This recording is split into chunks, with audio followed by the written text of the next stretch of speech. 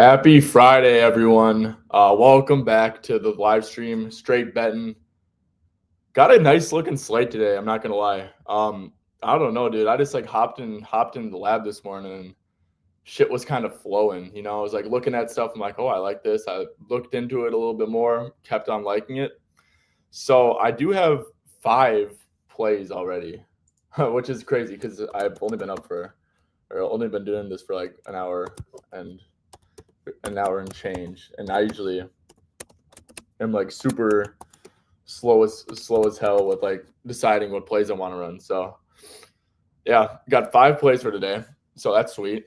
That can take up a lot of time. The comment section was kind of juking yesterday, so I really appreciate that. And if you guys want to get that shit popping again, you're not gonna hear me complain. We got literally every game. I think I at least have a lean in.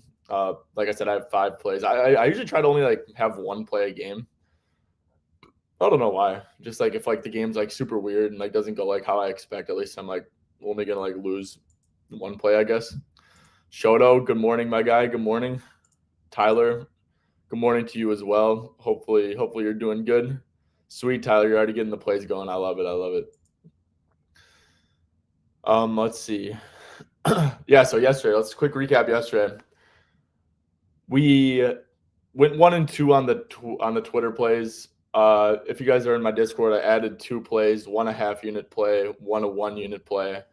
Won both of those. So I actually went 3 and 2 yesterday, but since one of the wins is only half a unit, I think I profited 0.4 units. So I mean, shit, the way things have been going, it could be way worse. So yeah, recapping the games. Julius Randle, let's see. He went over pretty easily. Let me quick share. Okay, sweet. Let me quick share this. Yep. Okay. So yeah, let's see Julius Randle stats. Let's see what he ended with. I think I kind of called the play pretty well. Dude, they were not sending a double for shit against him. So yeah, he had 23 points, shot 8 for 16, 1 for 3 from deep. I think he shot 6 for 6 from the stripe. So, a pretty normal efficiency game and gets over pretty comfortably. So those are my favorite reads. Shoto, you went 1 and 6 last night. Oh, dude, hey, it happens, bro. Hey, important thing is that you're not sulking. You're keeping your head up, and you're here right now, and you're ready to just keep your head on straight and get back at it. So yeah, I mean, dude, bad days happen all the time, bro. It's it's tough to build up the mental fortitude to go through slumps and stuff like that, and especially when you're start to post plays and it's all public information if you're doing bad, and there's trolls out there and shit that like to shit on you and stuff. So yeah, just keep your head up. It happens to the best of us. My ROI's dropped 5% over the past 10 days or something. So it hasn't been good for me either. Tommaso, good morning, bro. How many potentials? Yeah, I actually just checked that. He had 12 potentials, dude. I only watched the 4th quarter, and so they were blitzing Hero as expected, right? The thing is, Bo, he's a great coach. Dude, literally every play, they ran this play 7 times in a row, and I was getting so frustrated.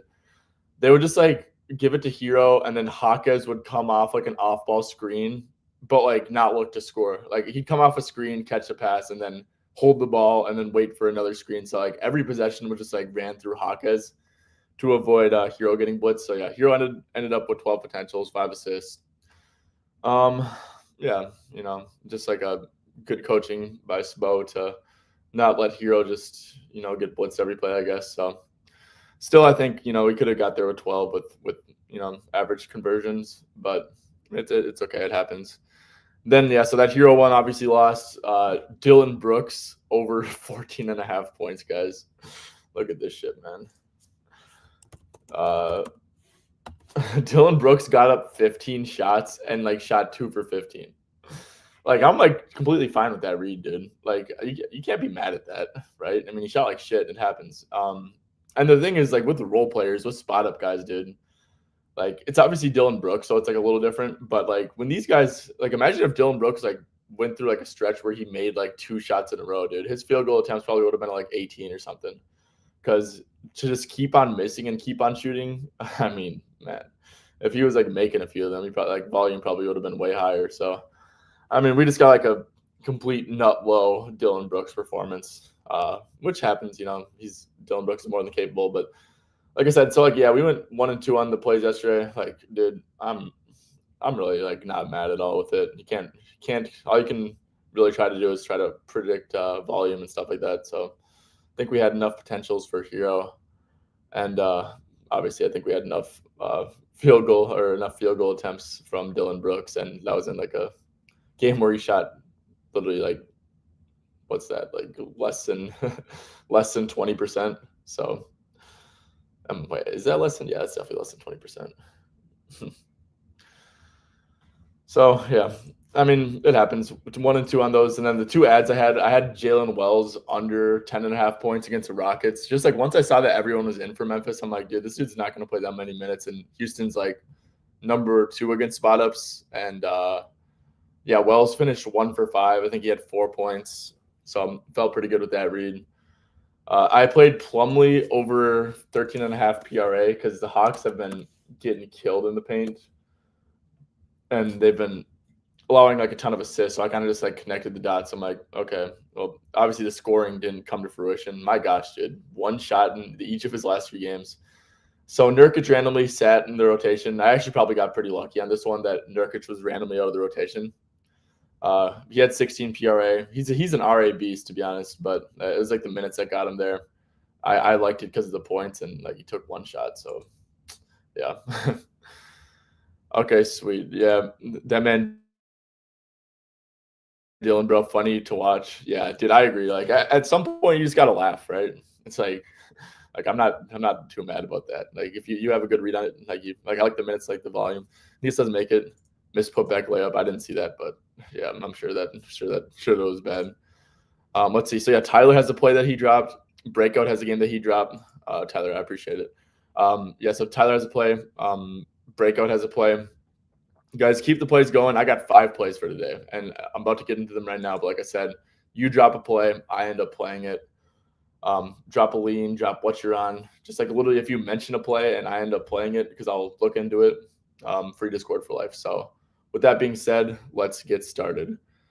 All right, first play of the day. This play kind of has a little bit of risk, but let's rock with Paulo Banchero over 17.5 points.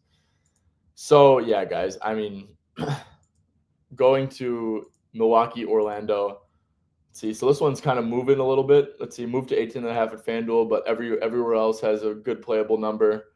Best line is at 365 now, then DraftKings, Prop Builder. Yeah, and then it just keeps going down.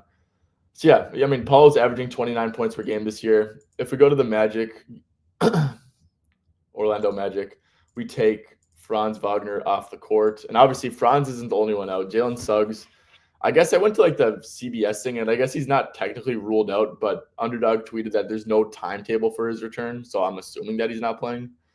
Obviously, Mo Wagner, who's their 3rd leading scorer, or 4th leading scorer, now that Paulo's back, but he's also out. Guys, like this Magic team has no offense whatsoever. No self-creation, no offense. Like it's really bad. This is just with like obviously, guys, like I said, yes, it's a 73-minute sample, so not the biggest. But this is like with only Franz off, and there's way more than just Franz off the court. So if we go to the usage, Paulo literally has had a 41.9% usage rate. If we go to standard, this is per 36 minutes, which he's not going to play, obviously. But yeah, 24.5 shots per 36, 15.69 free throws per 36. Like guys, that's like this is insane volume. This is like way more than like Luka, way more than like probably the highest in like the NBA. And so yeah, guys, I just think that Paulo genuinely might be like close to like a point per minute guy.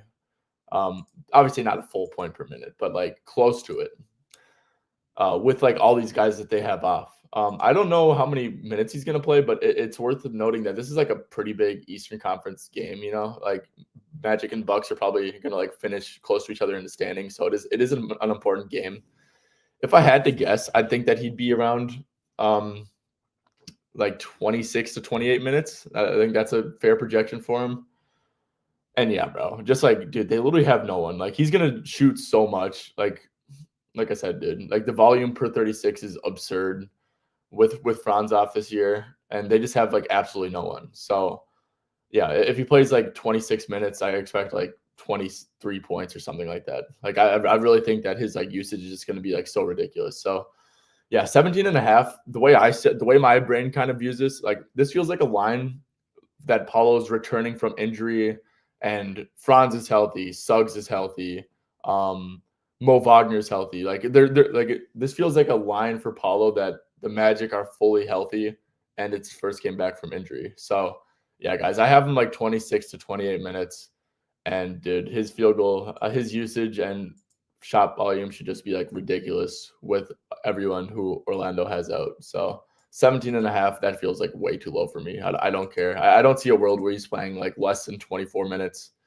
So yeah, let's ride with Paulo here. Okay, got a couple more comments coming in. Perfect, guys. Keep them coming. Keep them coming. I'll get to every single comment play. Just drop it down below. Next play, Domantas Sabonis under 13.5 rebounds. So this one's pretty simple to me. Just like knowing basketball, I guess. Sabonis like is kind of always hanging out near the rim. We go to this. Where's his hit rate charts? Okay, cool. So yeah, rebounds. Let's just max this all out. So yeah, he's under 13.5 rebounds in 20 out of 34 games.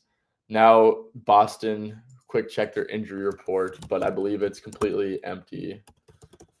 Going to Boston injury report. Yep, all their rotation guys are not on the injury report, so we should get Boston at full health. Obviously, guys, Boston at home, Boston at full health. I mean, this team is so much better than Sacramento. We got an 11-point spread. A blowout is super live here, in my opinion. But the biggest thing with this, in my opinion, is that Kristaps is in as of now. Obviously, no injury report stuff on Kristaps, not on Horford. And obviously, guys, just 1 through 8 in the rotation, just can shoot the absolute shit out of the ball. I'm sure Cornette will get like 12 minutes or some shit like off the bench. Hopefully Sabonis won't be on the court for those minutes, considering that he's coming off the bench. But yeah, like 1 through 8, shoot the shit out of the ball. The bigs shoot the shit out of the ball. Sabonis isn't going to be able to just like lurk near the rim, you know. He's gonna have to be guarding and contesting shots out on the perimeter. You can't leave those guys open. So yeah, he's just not going to be able to like hang out by the rim on defense.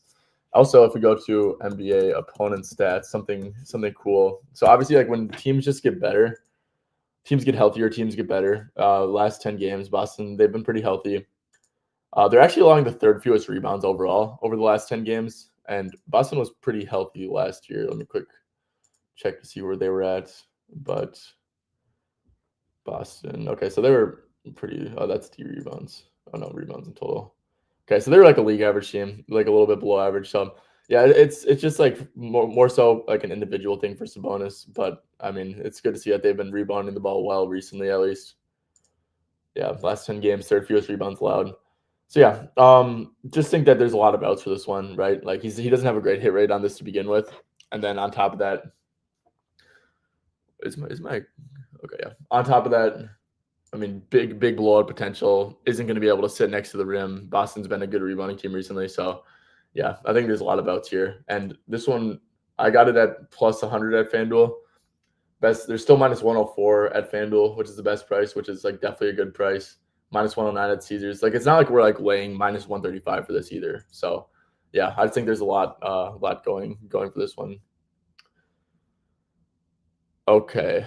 Next one, this is probably going to be an unpopular one, but hey, we won over on Julius last night, and then we also lost an over on an unpopular player in Dylan Brooks, and he shot like shit. So speaking of shooting like shit, we got DeJounte Murray over 16.5 points, minus 105 at DK.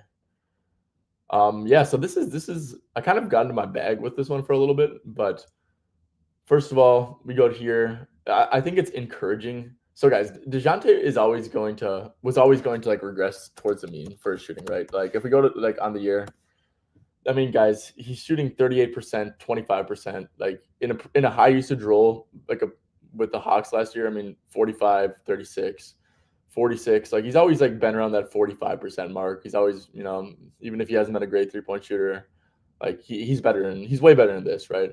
So he's averaging 16.3 points per game, 33.3 minutes.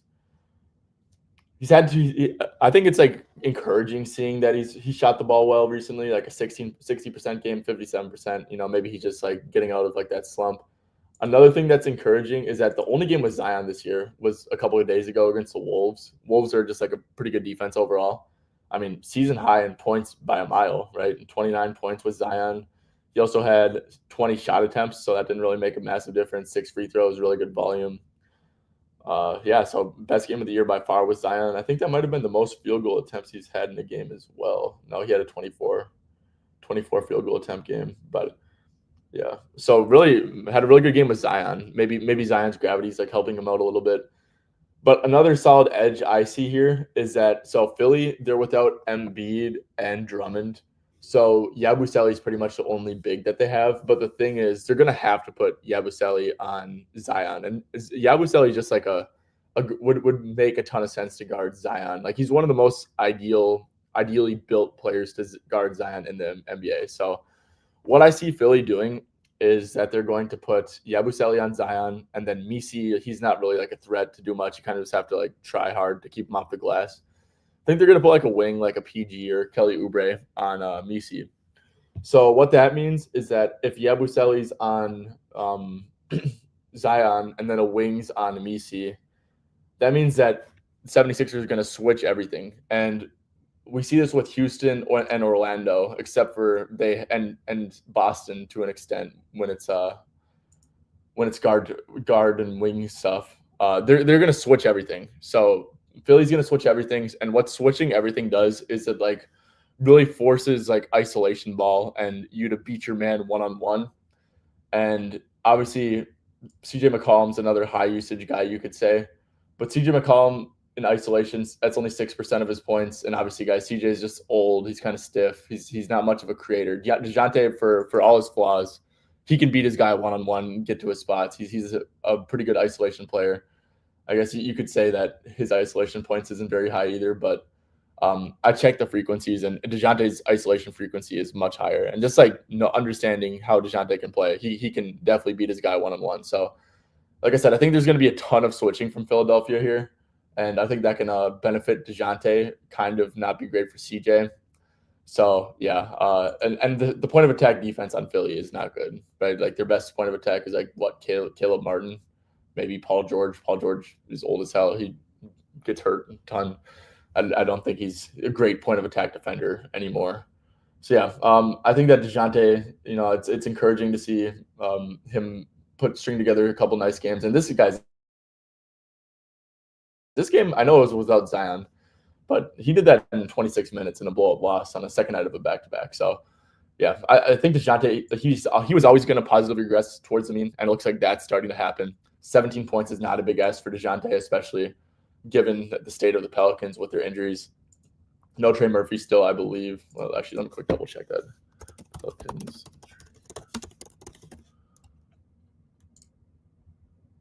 Yeah, so no Trey Murphy still, obviously. No Brandon Ingram, and then no Herb Jones, which doesn't really make a difference. But yeah, like I said, I like the scheme that he should face tonight, and just think it's a low number. I like the form that he's in, and I think there's a lot to like about DeJounte here tonight.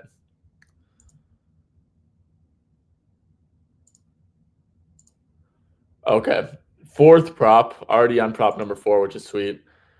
I went with Jokic under 29.5 points, and obviously, guys, like he's questionable with an illness. He's actually missed the last couple of games. Maybe he's like battling some shit.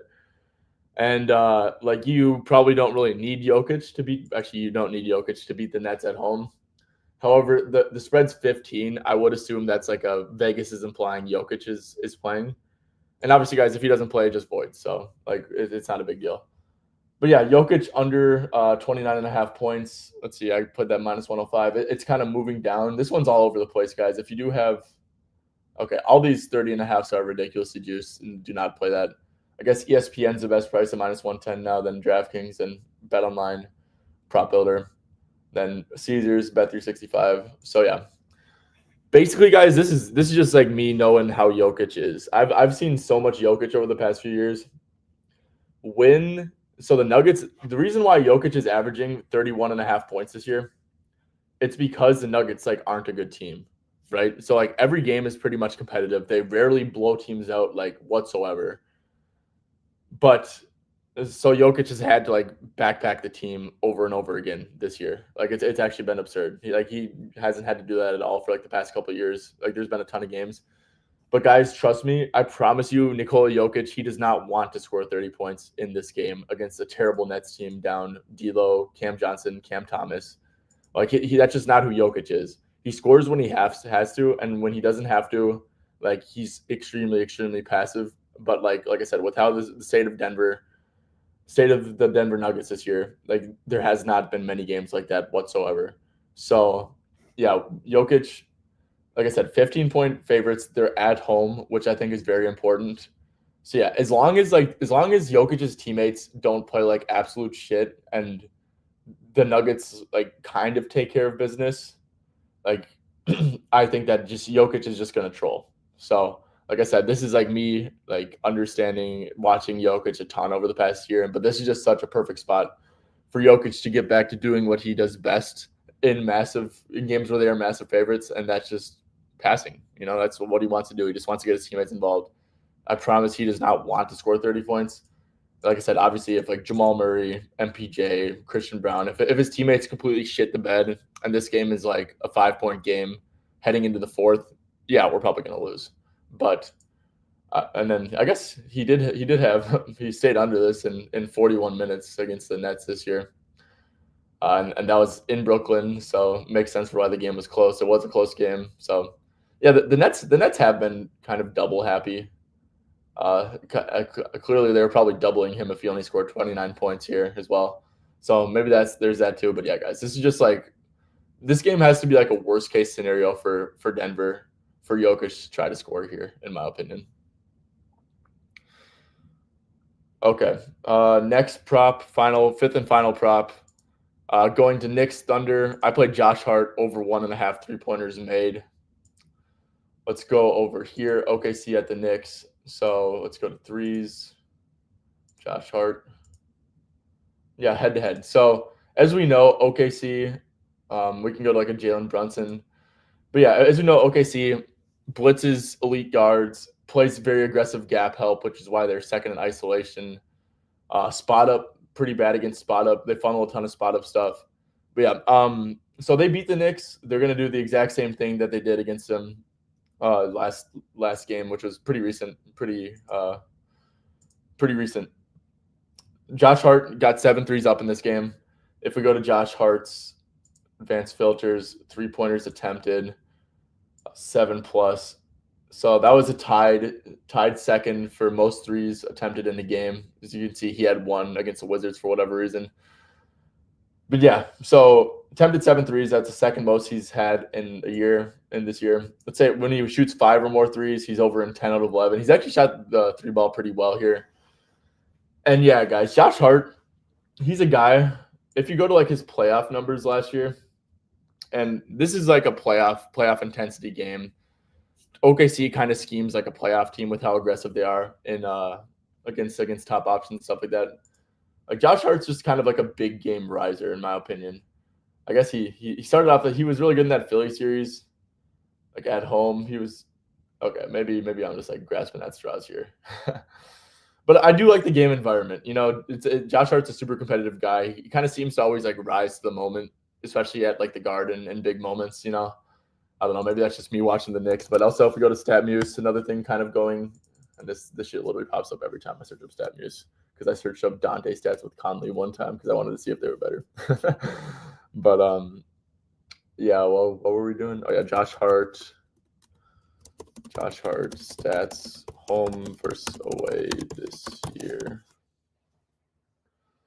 Yeah, so also just shoots the ball, shooting 41.5% from deep at the Garden this year, 33.3% on the road. So that's another thing going for him. So yeah, guys, I just think that OKC, I know what they're going to do on defense. They're going to be super aggressive against Brunson once Cat gets it because they don't allow a lot of stuff with the pick and roll man either. And Cat's obviously a very dangerous roll man.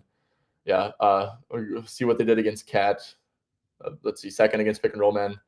They didn't even allow Cat to shoot a 3, and he played 42 minutes. So obviously they're going to be aggressive against Cat as well, and just like funnel shots like the McCall, OG, and Josh. Josh is obviously going to be the one guy that they like kind of aggressively like help off of or help like whoever's guarding Josh is going to help aggressively against other people because he's like the worst shooter out of them. And yeah, just I think that I trust Josh in like spots like this. It's like 8 out of 17 at home anyways. You go on the road 6 out of 20. And yeah, I just think this is a great price, and I guess the line kind of went against me a little bit. Now it's plus 140. So yeah, it's getting better prices. But yeah, guys, just I think this is a great spot for Josh to get volume, and I trust him as like a big game player to step up at the Garden in a high intensity spot and cash 2 threes for us. So, but more so, this is a price play. Like I wouldn't be playing the shit if it was like plus 105 or minus money. So plus 130 plus. I think it's a really great price that we're getting. All right, well that's 5 plays. Sweet. Okay, time to get to some of the comments. Okay, so the first one was Dame over points and assists. Yeah. So Chris Middleton's coming off the bench, which is good for everyone. It's kind of like similar to like that Beal situation where like you have 3 guys who like need the ball in their hands, and it's just like a shit show. People's usage just kind of stink. So yeah, they played Orlando. It's worth noting that this game was more of a high leverage game. He did have 28 points, shot pretty well, 10 for 10 from the free throw line, 40% from deep. Over 50% overall, so definitely shot the ball well. But this is a really low line, man. Like, what the heck? Points and assists, 27.5 are out there, especially at Bet365. He had 37 against the Magic. Assist numbers were good. So Middleton did play this game, and I think he started. Maybe I'm wrong there, but I'm not completely sure. So yeah, we know that this is we know what the Magic like to do. They don't like to allow wide open spot ups. They like to make it tough on. They like to kind of force isolation shots, play a slight drop. So it is like a really good matchup for him and his volume and stuff like that. Yeah, Dame 27.5, especially really good hit rates on that. Yeah, because this is not a big ask for his assists at all. Yeah, I had a good game against him there. I do like the Middleton. I really do like the Middleton aspect because Middleton would just take up a lot of pick and roll reps away from Dame, and now they're staggering pretty well. 34 in the first game with that. 16 potentials. What are his assists at? 6.5. Okay. Yeah, I know. I really like Dame stuff here too. I also like Giannis stuff. Obviously, like Giannis's lines are really low too. 27.5, 28.5, and he also had like a really good game against Orlando. So yeah, I hate when I like 2 stars, like and I don't know which one I like more. So yeah, I definitely like this Dame prop though for sure, and even like the 28.5. You're still getting really good hit rates, still much lower than the season average. I think we got to do with Giannis though, right? Yeah, so with Giannis, still good hit rates, and especially like that 27.5. Yeah, love this stuff. It's a great matchup for him to get volume in, that's for sure. And now that Chris is coming off the bench, it's really good for staggering. Let's see, Bobby Portis over 10.5 points. So post up, yeah, they're not going to double him. The problem is, let's see, they played Orlando. He had a really good game. Damn, did everyone just like fucking go stupid against Orlando last game? Like, man. Yeah, so really good game for Bobby. Shot really efficient. Like most nights he's shooting 1 for 3, so take away a 3. And then take away like a couple 2s, like 6 for 11 and 1 for 3. I'd say that's fair. So he probably scored like an extra 7 points over expected or something here. Probably would have had 15 points, but I mean, still, that's great volume. Thing is, so Bobby and Brook are being weird. Like Bobby only played 18 minutes last game, and then he has like 23, 28. It's kind of getting hard to predict whether Brook or Bobby's gonna play. This is probably a good drop coverage spot for Brook defensively against Orlando, who yes they have Paulo back, but outside of Paulo they have terrible pull-up shooting, and even Paulo is not like a great pull-up shooter, and also like Goga doesn't stretch the floor. So it's probably a good spot for Brook to be impactful on defense. And I don't know, man. The thing is, let's see. Okay, let's quick go to with Giannis and Dame. I don't know how much Chris matters here. So with Giannis and Dame, hit rates aren't great. I guess you said 10.5, which makes it better. Magic are a good defense. I don't know, man. I think that Bobby, I totally get where you're coming from, and it's just tough to know if the usage is going to be there because it's a good matchup for other people. And Bobby is kind of reliant on spot up to an extent. Is this 20? Yeah. So yeah, I'd stay away personally. I think there's kind of a lot of variance around here. Let's see. Tommaso said Zion over PRA. So yeah, Zion played pretty good minutes in his first game back. Let's go there. He's gonna get Yabu on him. I don't know how aggressively they're gonna scheme against him. So I think that Yabu can hold his own pretty well. They don't have any rim protection, so I mean that's good for Zion, right? They have 0 rim protection. 32.5. He had 32 against Minnesota. I'd say Minnesota is actually a pretty tough matchup too, because Randall, say what you want about him on the defensive end, he's like he can absorb Zion's hits, and they had Gobert just playing like a lurker, which is like Gobert's really good at that. He's probably the best in the NBA besides Wemby at that.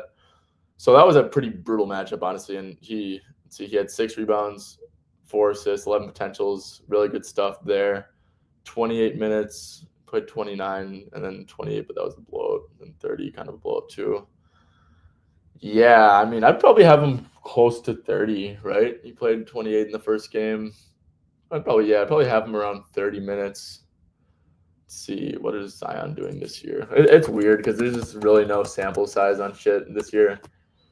Whatever it was, it's probably better than it was last year, right? So I guess we could just look at his per 30 numbers last year, and then just give him like a little boost. So I mean, he's playing 30.6 minutes. He's shooting way below expectation, like way below normal. Like he's a 58% shooter from the field. Probably rebounding a little bit over his weight, but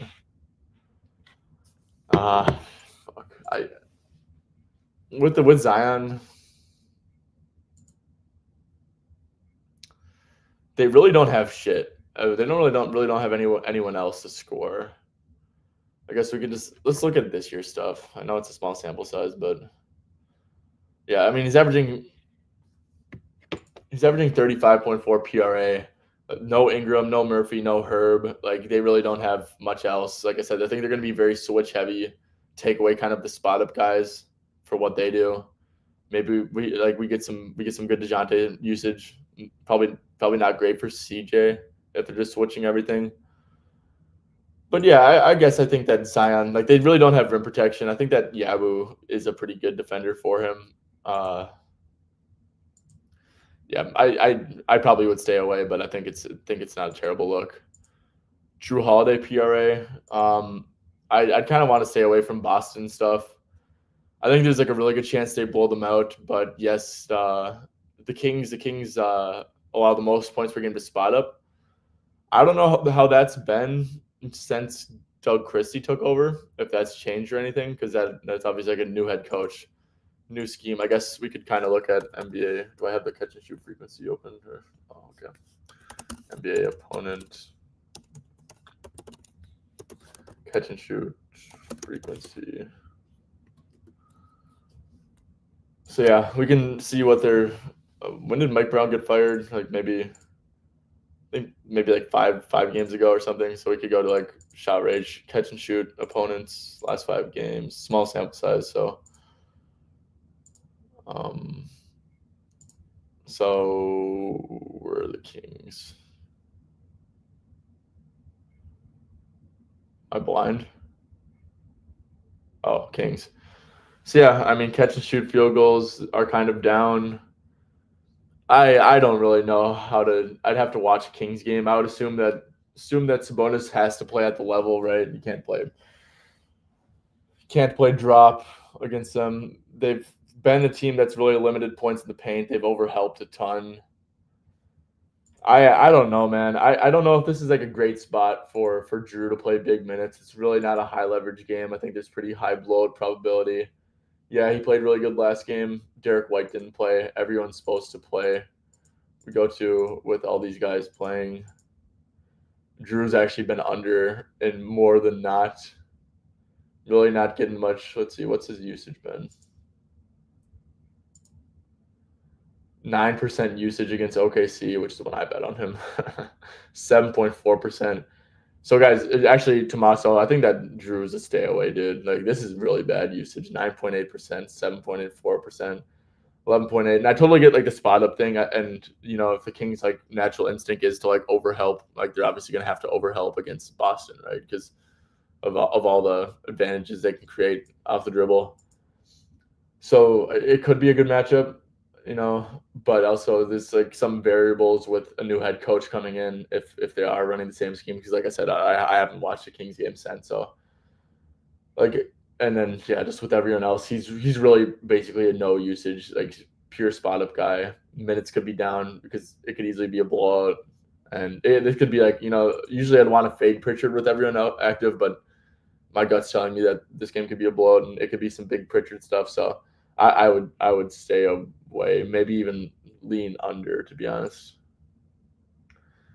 Any Milwaukee props? Yeah, I think Dame stuff and Giannis overs are good. Like unders on Gary Trent, Torian Prince could make sense as well. Any prize pick Milwaukee props?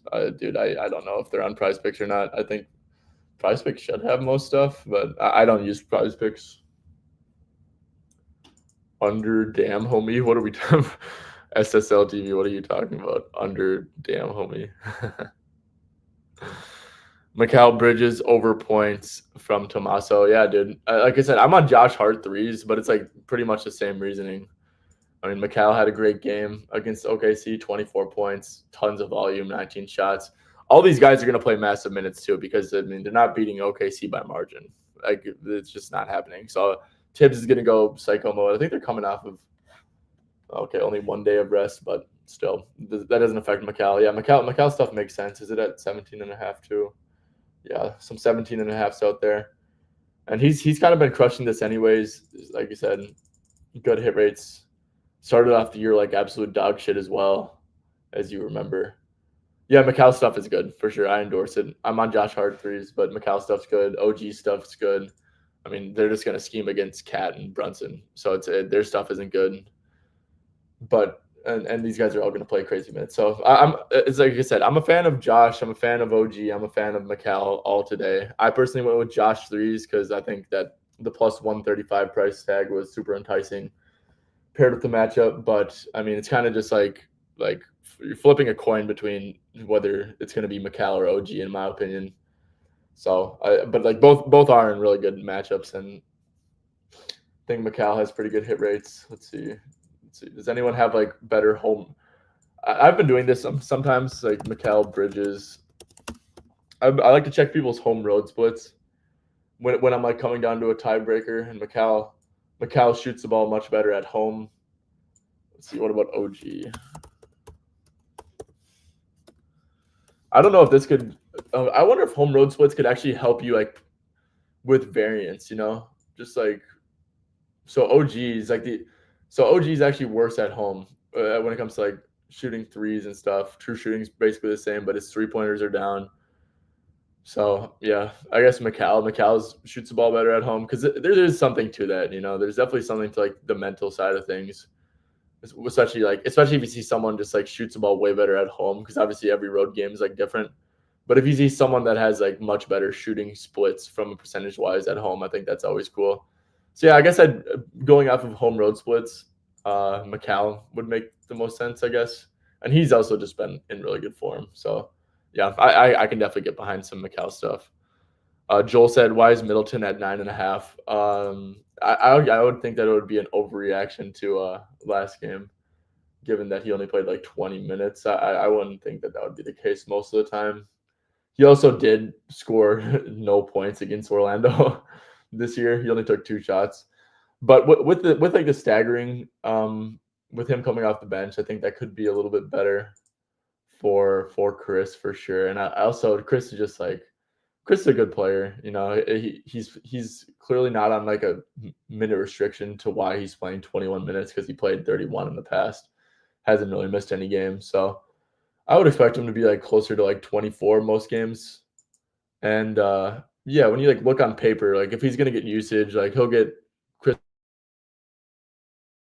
can get like pick and roll reps, post ups, stuff like that. Even like assists, I kind of like just because he's playing with Giannis, and I get that the Magic don't allow spot ups, but like his minutes were pretty well paired with Giannis, and he did have 9 potential assists in only 21 minutes last game. So yeah, I'm kind of a fan of Chris stuff. I think that it's definitely like a nice buy spot too, right? So yeah, I think that Chris stuff could make sense. It's just like it's annoying when too many people's stuff makes sense in one game because it's like who the hell am I gonna play?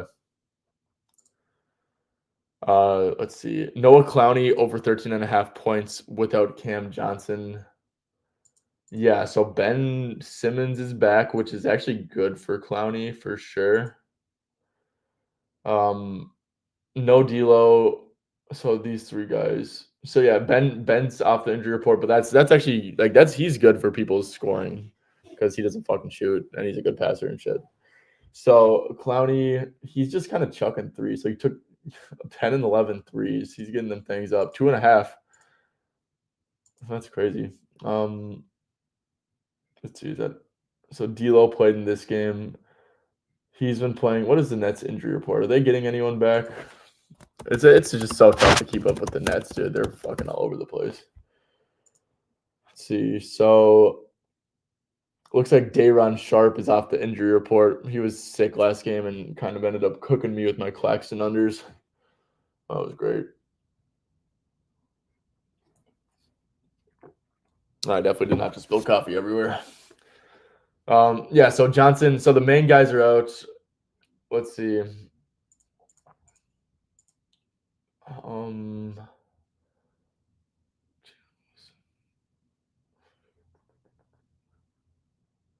So Ben's back, Day'Ron's back. Those are bigs that maybe could take away from his minutes, to be honest. So he played 37, he played 29. I would think that he's around like that 37 to 29 or like that 30-minute range or so. Bro, I don't know. I don't really keep up with these tanking teams if I'm gonna be completely honest, but I think that maybe like he does kind of have like the ultimate green light right now. He took 20 shots, which is super nice. Ton of threes. From a matchup perspective, dude, Jokic is gonna play drop. Like, there's no reason to like put him at the level against like this shitty ass team.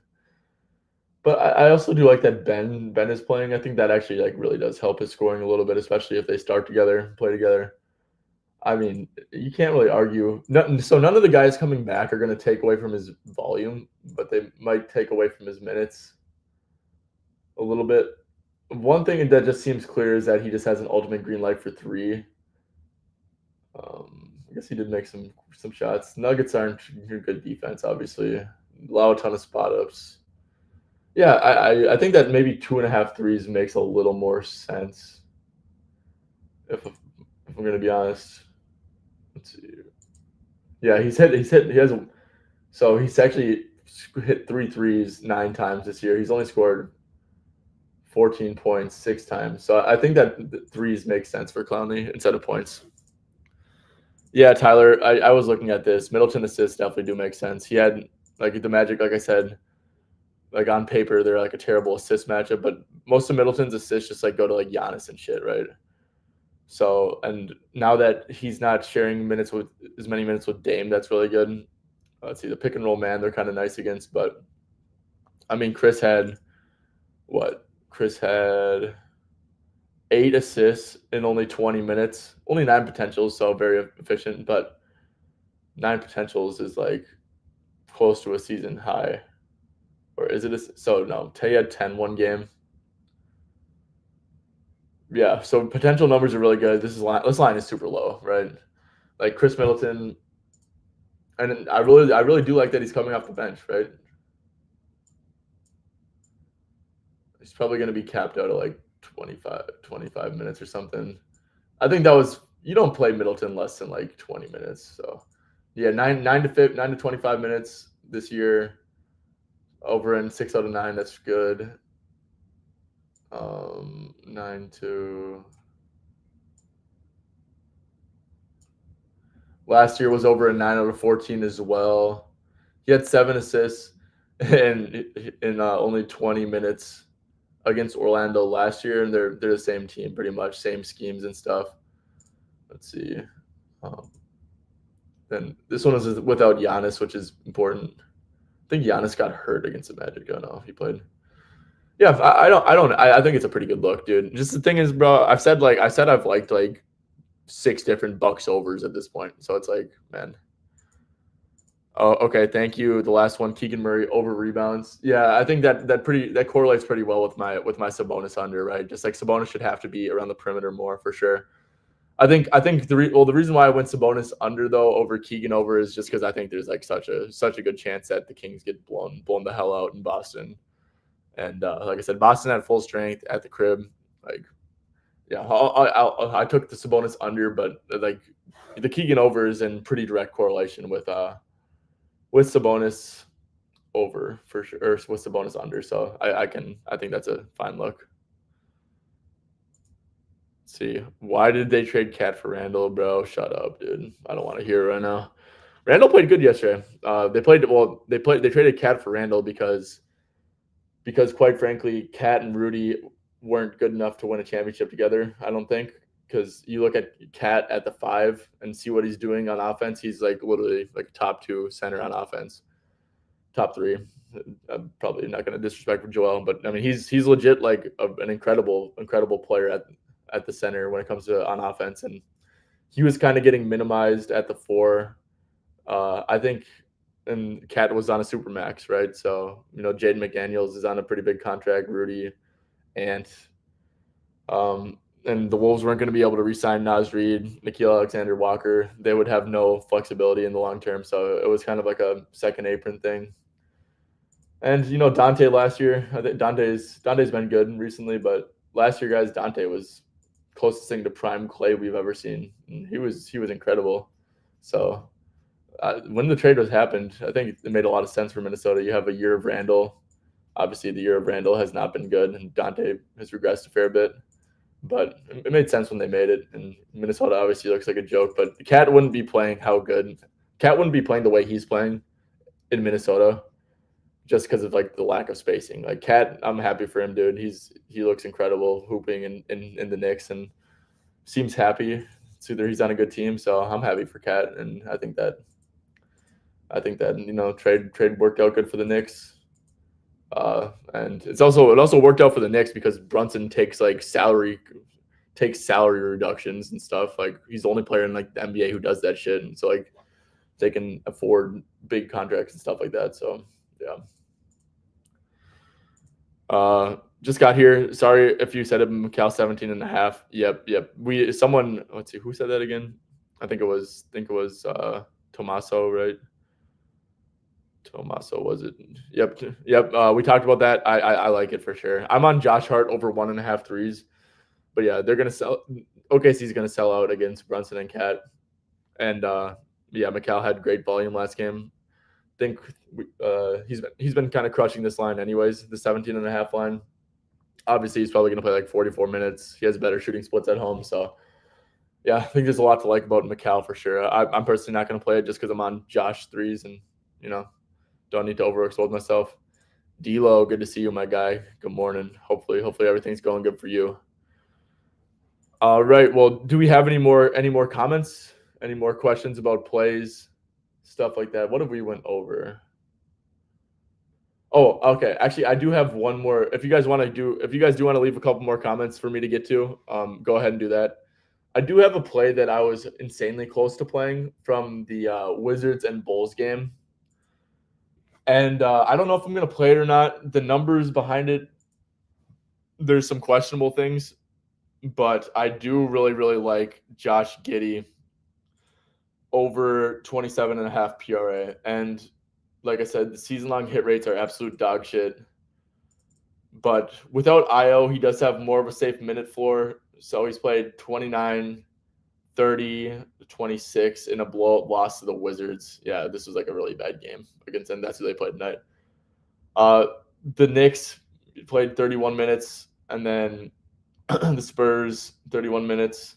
Then they got blown out by the Pacers last game, only played 22 minutes. Look, I'm going to go out on a limb and say that the Bulls don't get blown out at home by the Wizards, right? So all the losses, all the shitty minutes have been, blowout losses, right? So they're playing at home against the Wizards. I don't think they're going to get blown out. We can go Giddey 26 plus minutes. Here's the thing, guys. Actually, let me quick do this filter first. I noticed this with Giddey. Dude, his home road splits are absolutely insane. So they're at home right here, right? On the road, Giddey's only averaging 21.8 PRA. You go to at home, 29.4. I mean, that's like insane shit, right? So if you go to at home, let's give him 26 plus minutes because no IO. I'm going to, like I said, they're not going to get blown out by the Wizards. Then you get 8 out of 13. If you get, like, I get that he hasn't had good games against the Wizards on the road for whatever reason, but I mean, guys, like 20 Wizards allow the 4th most points in the paint. They're 29th in defensive rating, the 5th most assists, the most rebounds. Like, it's just they're a terrible defense, right? And they're really bad in transition too, which is Giddey's a great transition player, great transition passer. Yeah, and I think that's like really important for Giddey is being able to get out and run and make stuff happen in transition. So the Wizards are just terrible. Like I don't know, Giddey hasn't had good games against the Wizards. Maybe it's because he's literally just like bad on the road for some reason. But he's at home. I really have a strong lean to Giddey over 27.5 PRA here at the crib against the Wiz. Because he's just been so much better at home. The Wizards on paper just seem like such a perfect matchup for him to eat against. And yeah, so that's a very strong lean I had.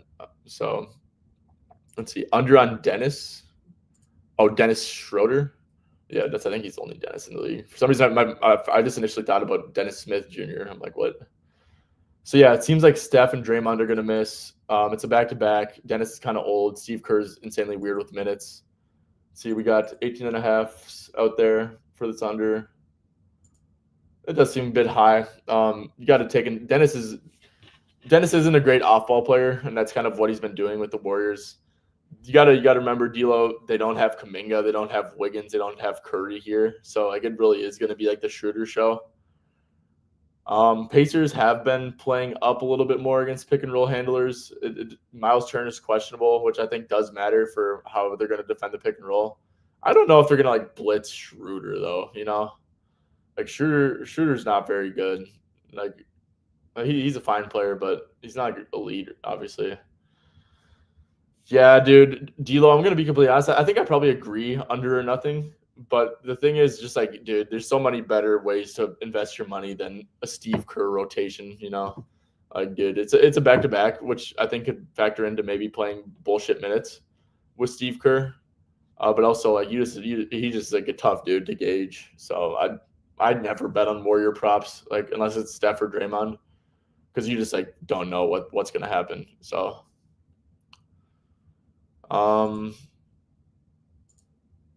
also Hart double, 15 plus rebound chances, 35. Yeah, dude. Oh, okay, that was a filter. I thought you said with 35 plus minutes, he's over in 43 out of 47. I'm like, huh? Yeah, I think he's gonna score 10 points for sure. And that's like something you actually can't really guarantee with Josh every game. I do think he's going to score 10 points for sure. Yeah, rebounds make sense. I'm honestly, dude, I'm salty because, dude, like, look at this shit. He's literally had 11 plus in like he's been crushing this shit. And then I did bet this when he had 7 against OKC. He did have 18 chances, bro. Cat was like doing the most ridiculous shit on defense.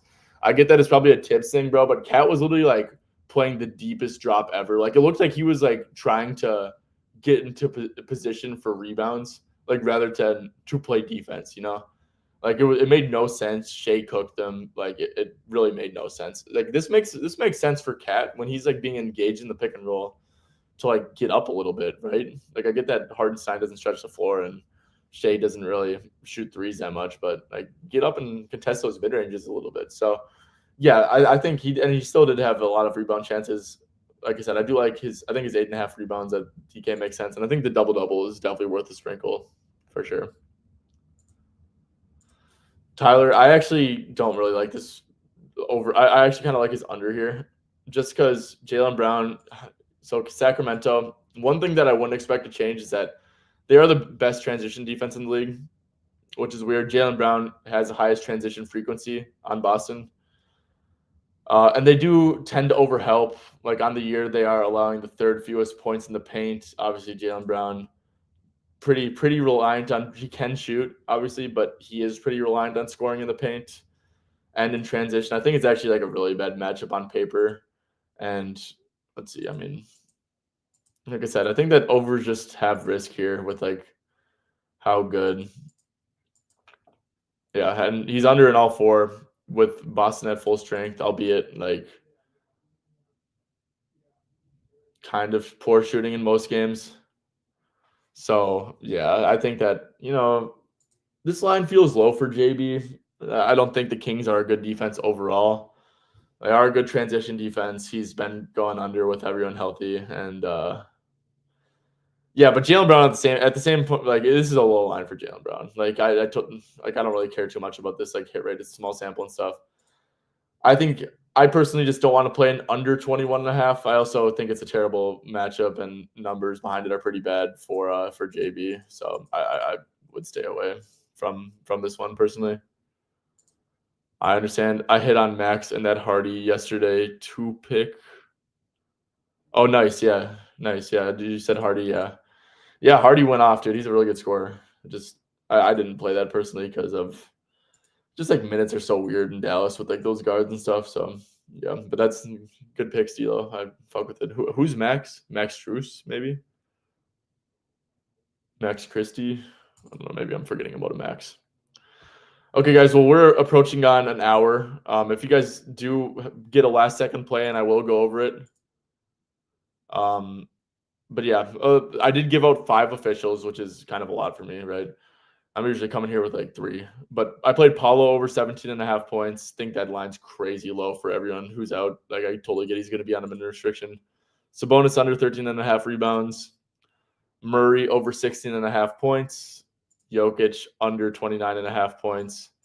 And Josh Hart over 1.5 3-pointers made. Struess, okay, sweet D'Lo. Yeah, good shit. Yeah, that Struess one was a great bet. And Toronto they allow so many catch and shoot threes right now. It's ridiculous. All right. Well, I appreciate everyone who tuned in. Appreciate everyone who left a comment. Hopefully Friday is a good day. Hopefully 5-0. That would be super ideal. But hopefully we just get some good hoops, and hopefully you guys have a good day today. So yeah.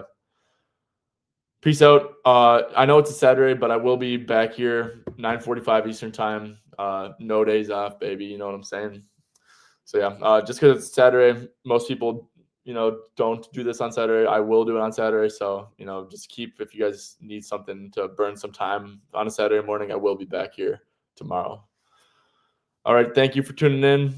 Yeah, D'Lo, you enjoy the day too. Yeah. Everyone have a great rest of your day. Peace out. Woo!